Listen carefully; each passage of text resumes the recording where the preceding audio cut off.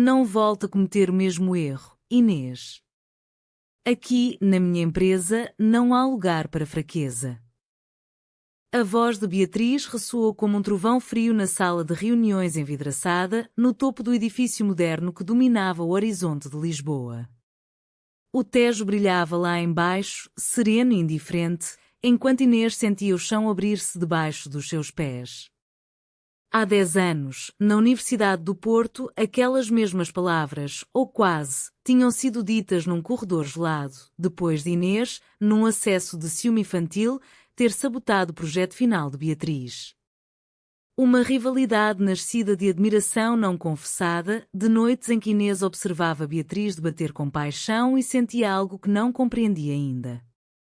Agora, aos 28 anos, vulnerável após a morte recente da mãe e uma família alentejana conservadora que mal aceitava a sua orientação, Inês candidatara-se ao estágio na empresa de Beatriz sem imaginar que a CEO seria ela.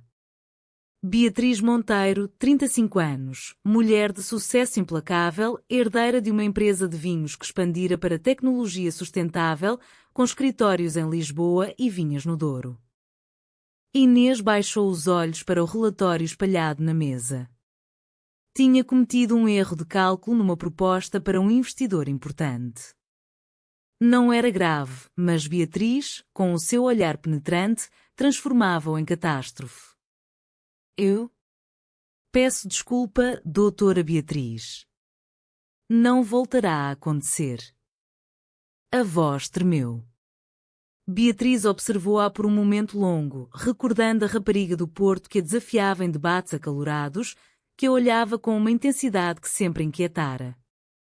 Agora, Inês parecia frágil, os cabelos castanhos ondulados caídos sobre o rosto pálido, os olhos verdes cheios de uma dor que ia além do profissional. Fique depois da reunião. Vamos rever isto juntas. Beatriz disse, seca, mas algo na sua voz vacilou.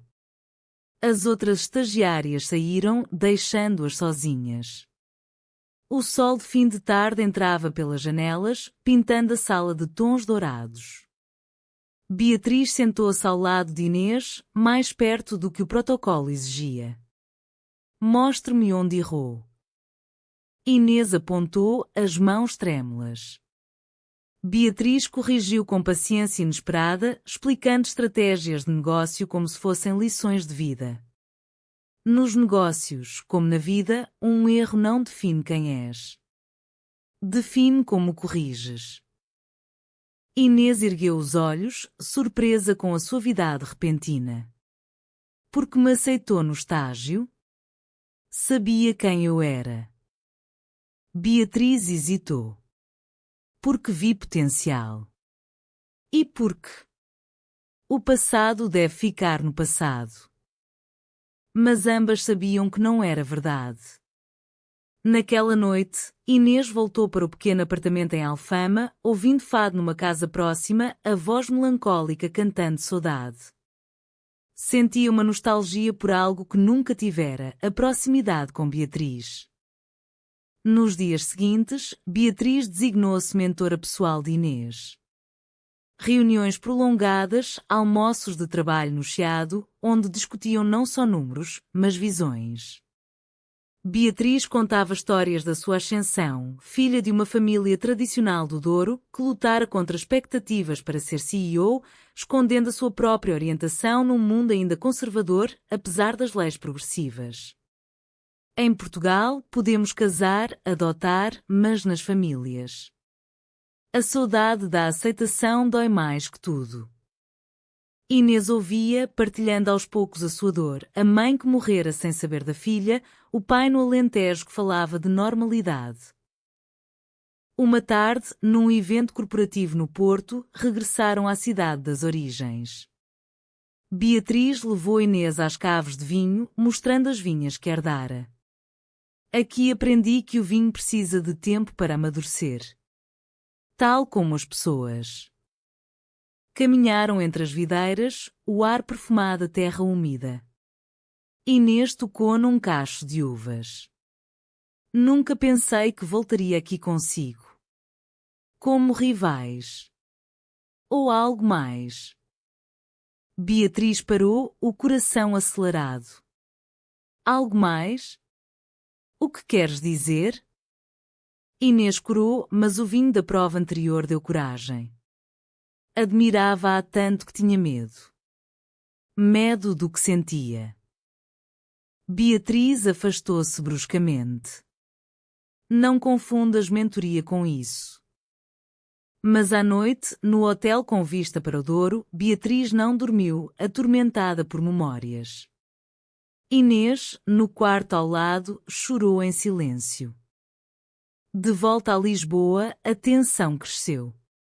Beatriz era dura em reuniões, mas nos momentos a sós, os olhares prolongavam-se. Inês progredia rapidamente, impressionando investidores com ideias inovadoras sobre sustentabilidade, inspiradas nas conversas com Beatriz. Estás a tornar-te indispensável, disse Beatriz um dia, a voz baixa. Inês sorriu, o coração disparado. Mas o passado voltou como uma sombra. Uma ex-colega da universidade, agora rival de negócios, descobriu a história antiga e sussurrou a um investidor que Inês era instável. Beatriz defendeu-a ferozmente, mas em privado confrontou Inês. Por que não me contaste tudo sobre aquele projeto sabotado? Inês confessou, lágrimas nos olhos, porque tinha ciúme. Ciúme do teu brilho. E porque já te amava, mesmo sem saber o nome disso. Beatriz ficou em silêncio, o mundo a girar. Amavas? Inês assentiu. Naquela noite chuvosa de outono, com Lisboa iluminada lá fora, Beatriz aproximou-se, tocando o rosto de Inês. Eu também sentia algo. Mas tinha medo. Medo de ser vulnerável numa empresa que construí sozinha. O beijo veio suave, como uma promessa. Mãos entrelaçadas, corações batendo em uníssono. Mas Beatriz recuou. Não pode ser. Eu sou tua mentora. E o mundo dos negócios não perdoa fraquezas. Inês saiu devastada, a chuva misturando-se com lágrimas. A rivalidade renascera, mas agora misturada com amor não dito. Os dias seguintes foram um tormento silencioso. Beatriz evitava Inês nos corredores da empresa, delegando tarefas a outros. Inês mergulhava no trabalho, provando o seu valor em apresentações impecáveis, mas à noite, no apartamento em Alfama, ouvia fado e sentia a saudade apertar o peito como uma garra. Por que foges de mim? Escreveu numa mensagem não enviada. Beatriz, no seu apartamento luxuoso no Príncipe Real, com vista para os telhados de Lisboa, debatia-se com demónios antigos.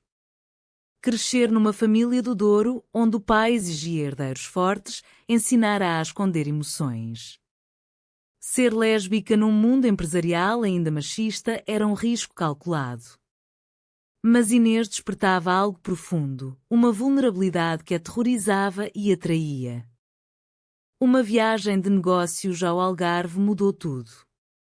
A empresa planeava um resort sustentável em Lagos e Beatriz levou a equipa, incluindo Inês. O sol quente, as praias de falésias douradas, o mar turquesa, o Algarve parecia um paraíso que contrastava com a tormenta interior. Num jantar à beira-mar, com peixe grelhado e vinho verde, Inês sentou-se ao lado de Beatriz. Podemos falar? Beatriz assentiu, relutante. Caminharam pela praia ao pôr do sol, as ondas suaves lambendo os pés. Eu não fujo por não querer. Fujo porque quero demais, confessou Beatriz. Inês parou, o vento agitando os cabelos. Então por que resistir? Em Portugal, somos livres para amar. Beatriz riu amargamente. Livre na lei, mas não no coração das famílias, dos conselhos de administração. Se isto se souber. Inês tocou-lhe o braço. E se eu não me importar com o risco? O beijo veio então, apaixonado, sob o céu alaranjado. Mãos entrelaçadas, corpos próximos, o mundo desaparecendo. Naquela noite, no hotel com vista para o mar, partilharam confidências. Beatriz falou da solidão de ser CEO, da mãe que morrera jovem, deixando-a com a responsabilidade das vinhas. Inês contou da família no Alentejo, do pai viúvo que sonhava com netos normais. De regresso a Lisboa, o romance floresceu em segredo. Encontros discretos no bairro Alto, jantares em casas de fado onde a música expressava o que sentiam, saudade misturada com esperança. Beatriz ensinava Inês não só negócios, negociações astutas, visão estratégica, mas lições de amor, paciência, confiança. O amor, como um bom vinho, precisa de tempo. Mas a rivalidade passada não morrera. A ex-colega, Margarida, invejosa do sucesso de Beatriz, descobriu os encontros através de fotos anónimas. Espalhou rumores, a CEO favorece a estagiária por motivos pessoais. Investidores questionaram, o Conselho de Administração marcou uma reunião. Beatriz confrontou a traição internamente. Isto pode destruir tudo o que construí. Inês, ferida, respondeu, e eu? Sou só um capricho? Discussão acalorada no escritório, vozes altas, lágrimas. Não és capricho. És o que sempre quis, mas nunca ousei. Inês demitiu-se, deixando uma carta, não quer ser o teu erro. Beatriz ficou devastada, a empresa parecendo vazia sem ela. Noites em claro, ouvindo Amália Rodrigues cantar O Destino Cruel. Semanas depois, Inês aceitou um emprego numa startup no Porto, regressando às raízes. Beatriz, atormentada pela saudade, viajou para norte. Encontrou-a numa cava à beira do Douro. Volta. Não para o estágio, mas para mim. Inês hesitou. E os rumores?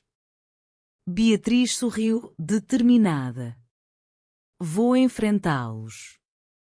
Porque aprendi contigo, vulnerabilidade não é fraqueza. Reconciliação apaixonada entre vinhas, promessas de futuro. Mas Margarida não desistira, enviando as fotos ao conselho. O escândalo explodiu como uma tempestade sobre Lisboa.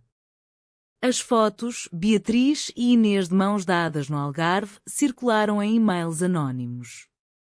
O Conselho de Administração, conservador apesar da modernidade portuguesa, exigiu explicações. Isto afeta a imagem da empresa, disse o presidente, um homem idoso das Vinhas do Douro. Beatriz enfrentou-os na sala de reuniões, o Tejo cinzento lá fora refletindo o seu humor. O meu privado não interfere no profissional. Inês é brilhante, e o nosso relacionamento começou após o estágio. Mentira parcial, mas necessária. Inês, do Porto, soube pelas notícias e correu para Lisboa. Não precisas de mentir por mim, disse Inês ao telefone. Beatriz chorou, raro para ela. Não minto. Amo-te. E vou lutar. Margarida, a traidora, revelou-se, esperando promoção. Mas Beatriz, astuta, provou a sabotagem antiga e a inveja atual. Margarida foi demitida. A sociedade portuguesa, progressiva nas leis mas tradicional nas famílias, reagiu dividida. Jornais falavam de CEO assumida, alguns elogiando coragem, outros criticando. A família de Beatriz, no Douro, cortou contactos temporariamente. Uma Monteiro não se expõe assim, disse o tio. Inês apoiou Beatriz, mudando-se para Lisboa. Juntas enfrentaram a saudade da aceitação familiar. Viagens ao Alentejo para Inês falar com o pai, passeios no Douro para Beatriz reconciliar-se com raízes. O romance aprofundou-se. Noites em Sintra, nos palácios românticos, sonhando futuros. Beatriz promoveu Inês a gerente júnior, provando mérito. Lições de negócios misturavam-se com amor, confia no timing como no vinho. Mas um novo conflito surgiu. Um investidor americano, conservador, retirou fundo por valores familiares.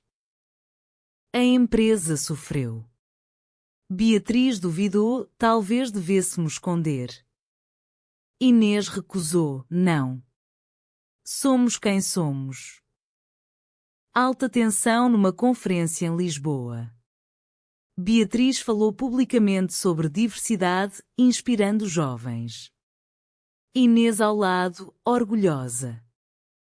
Reconciliação familiar veio devagar. O pai de Inês, após conversa emocional, aceitou: a saudade de ti era maior que o medo. A família de Beatriz seguiu. Mas Margarida, vingativa, aliou-se a um rival empresarial, vazando segredos comerciais. A traição de Margarida culminou num roubo de dados, planos sustentáveis copiados por concorrente. A empresa de Beatriz enfrentou crise financeira, ações caindo. Beatriz, exausta, questionou tudo. Se não fossemos nós, isto não aconteceria. Inês, forte agora, respondeu: ou aconteceria pior. Juntas somos mais fortes. Trabalharam incansavelmente, Inês brilhando com ideias inovadoras inspiradas no fado, resiliência na melancolia. Recuperaram investidores com projeto novo, vinhos ecológicos com app tecnológica. No meio da crise, viagem ao Algarve para respirar. Praia deserta, ondas calmantes. Aqui começou o nosso amor verdadeiro, disse Beatriz. Inês sorriu, e aqui renasce. Confronto final com Margarida, Beatriz processou-a, ganhando. Justiça poética. Famílias reconciliadas plenamente. Jantar no Douro, pais conhecendo-se, risos misturados com lágrimas de saudade superada. Beatriz propôs parceria, Inês como CEO futura. Lições de negócios ensinaram-me amor. Tu ensinaste-me a ser humana. Romance floresceu abertamente. Passeios em Lisboa, fado dedicado a elas numa casa em Alfama. Mas sombra persistia, sociedade ainda julgava. Comentários, olhares. Inês duvidou, vale a pena? Beatriz, cada saudade vale o amor. Anos passaram, a empresa prosperou, tornando-se referência em sustentabilidade.